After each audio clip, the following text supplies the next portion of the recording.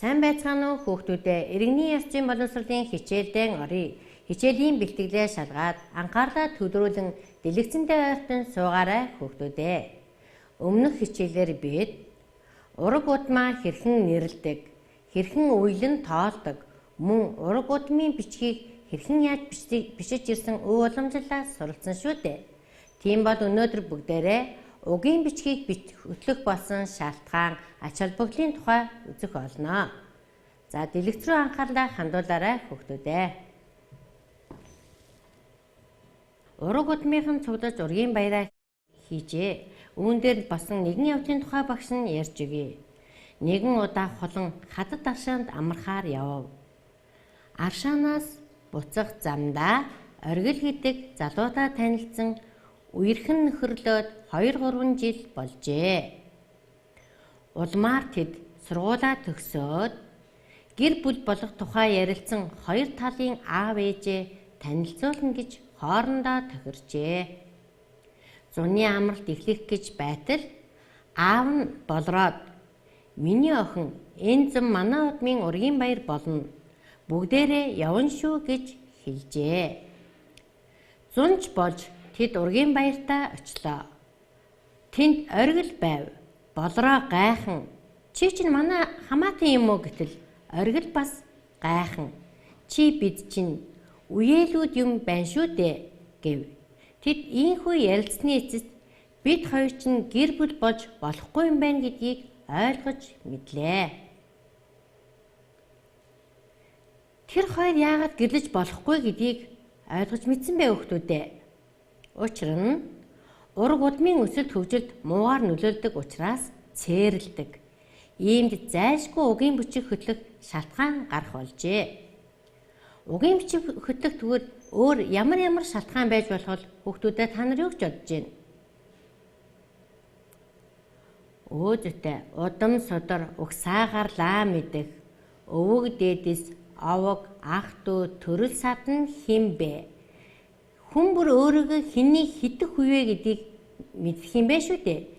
Эдгээр шалтгааны улмаас угийн бичгийг хөтэлдэг юм байна шүү хүүхдүүдээ. Угийн бичиг хөтлөх маш олон шалтгаан байна. Тэгвэл одоо бүгдээрээ угийн бичиг гэж юу болох, яах гэж хөтөлдөг тухай бичлэг үзье. Энэ бичлэгээс юуны тухай мэдэж авав? Мэдснээ дэвтэртээ тэмдэглэн аав ээж ах дүү нартаа хэлж өгөөрэй. Ураг гэдэг нь эхийн талыг, уг гэдэг нь эцгийн талыг нэрэлдэг учраас удам судрын бичээсийг энэ олон нэр уламжлалт бичлэг дотроос угийн бичиг гэж нэрлэж ирсэн нь өдгөө нэлээд хэвшмэл байна. Угийн бичиг хөтлөх нь төр улс хошуу нутаг, овог удам, орон гэрийнхэн бахархлыг бий болгож, өвөг төгсдийнхэн насыг уртасгаж, ачлал буйныг аривжуулж, ариун нандин гал голомтоо өвлөн уламжлуулдаг ёсон бол зөвхөн монголчууд биднийх. За хүүхдүүдээ, бичлэгээс та нар юуг мэдэж авав? Угийн бичиг гэж юу байдгийг, угийн бичигт юу багтах тухай сая ярьлаа шүү дээ. Угийн бичигт маань төр улс, хошуу нутаг, овог удам, орон гэр бүлийн бахархал, өвгөд хөгсдийн ачлал буян зэргийг угийн бичигт багтаадаг юм байна шүү дээ. Мөн угийн бичгийг тухайн удмын бар жилтэй хүн эхэлж хөтлөнө. Тэр удам угсаантаа хамгийн нэр хүндтэй ахмад хүмүүс нь хадгалж төрөл саднаараа үе цугларч нэмэн байжуулдаг ёс бий. Угийн бичгийг хөтөлснөөр бидэнд ямар ач холбогдолтой бол та нар юу гэж бодож байна хүүхдүүдээ? Ах захаа хүндэтгэн нэг ураг удмын хүмүүс хоорондоо гэр бүл болохоос сэргийлнэ. Мөн баяр цэнгэл уу гашуугаа хуваалцсан. Хол ойрын садан хүмүүс харилцсан бие биедээ тусалдах зэргийг угийн бичгээсээ мэдэж болох нэ хүүхдүүдээ. За одоо тэгвэл бүгдээрээ өнөөдрийн хичээлээр юуны тухай мэдэж авснаа нэгэн жижигхэн дасгал дээр хамтдаа хийж гүйцэтгэе. Цэгийн оронд үгсийг нөхөн өгүүлбэрийг гүйцэн бичээрэй. Бичсэн зүйлээ багштайгаа тулгаарай. Угийн бичиг удмын түүхээ хөтлөх нь өөрсдийн өвөг дээдэс, садан төрөл, тэдний ажил үйлс, мөн амьдралын замналыг нь олж мэдэх, түүнийг үеийн үед дамжуулан үлдээх ач холбогдолтой юм. Хүн бүр удмын түүхэндээ хар толб үлдээхийг хичээж явах. Хэрв ураг удмын дотроос муу мухай юм хийж явбал эцэг өвгдийн ариун нэрийг бузарлан хэмээн цээрэлдэг. Энэ нь хойч үе сайн сайхан ажиллаж амьдрахад нь зөв хүмүүжил олгох асар их ач холбогдолтой.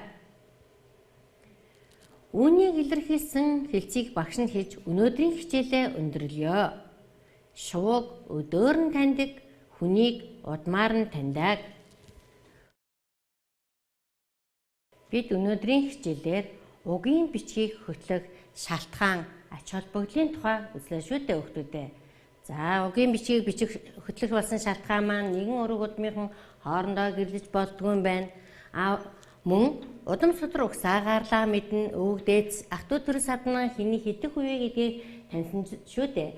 За, мөн угийн бичгийг маань тухайн угийн бар жилтэйхэн хөтөлдөг, хамгийн нэр хүндтэй ахмад хүмүүс нь хадгалдаг, мөн ураг удмаараа үе цуглаж ургийн бичгээ баяжуулдаг ёс байдаг тухай үзэж танилцлаа. Өнөөдрийн хичээлд идэвхтэй сайн оролцсон хүүхдүүдээ баярлалаа. Гэрийн даалгаварт гэр бүлийнхээ уг гарлыг хүснэгт ашиглан дэвтэртээ бичээрэй. Хүүхдүүд минь амныхаа маскыг тогтмол зүүж хэвшээрэй. Анхаарал тавьсан явдал баярлалаа. Баяртай хүүхдүүдээ.